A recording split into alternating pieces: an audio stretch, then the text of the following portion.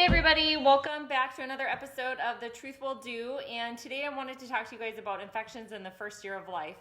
And I got the idea to do this because of an article that I actually got from my brother, and it's from The Guardian. And this doctor has been searching for 30 years why kids get leukemia. And so I wanted to read directly from this some of the things and then kind of have a little two words about it, I guess you could say.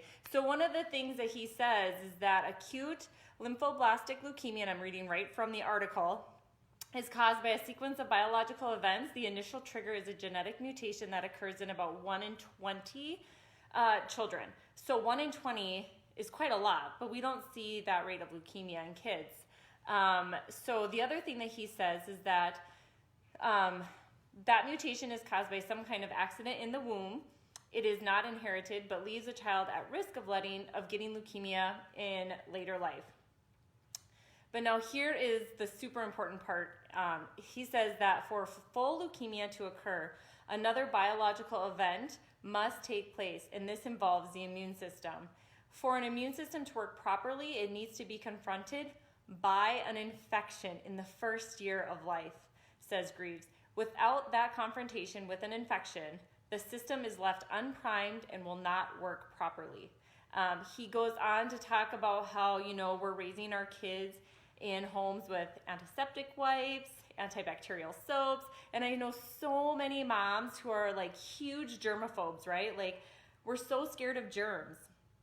But, and then how, dirt is banished. We're like cleaning and really making sure everything is so sterile, but that's not good. He goes on to talk about, in addition, there is less breastfeeding in infants and a tendency for them to have fewer social contacts with other children. Both trends reduce babies' contact with germs. That has some benefits, but it also comes with some side effects as well, because those young children are not being exposed to bugs and infections as they once were, and their immune system is not being properly primed. So my big thing about this, you guys, is I'm not saying not to clean the carts off when you go to Walmart or whatever. We do that too. But we can't be so anal about not letting our kids be exposed to things. Like, take them out for play dates, with other moms and kids and other families.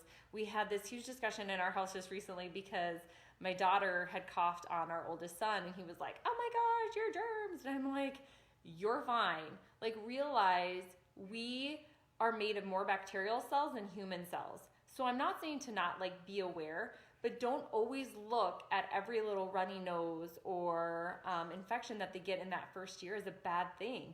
So there's a lot of other things that we could talk about along with this, but I want people to start thinking differently about health and thinking differently about things like this. This is a prime example, because we could go into, well, what happens then if we're constantly doing something for those infections, or what happens if we're covering up those infections and things. But this is such a great article. Like I said, it's from The Guardian. If you guys want to go and look at it, it's from the end of December. I think it's December 28th, but super interesting about why our kids, especially in that first year, need to be exposed. And we talk about this all the time in our office. But if you guys know a mom who's kind of like a germaphobe and things like that, share this video. It says great information about it, and share the news article as well, because I think that this can really help improve our children's health. So thanks for listening, everybody who is tuning in, and hopefully we can keep the discussion going. Thanks, guys. Bye.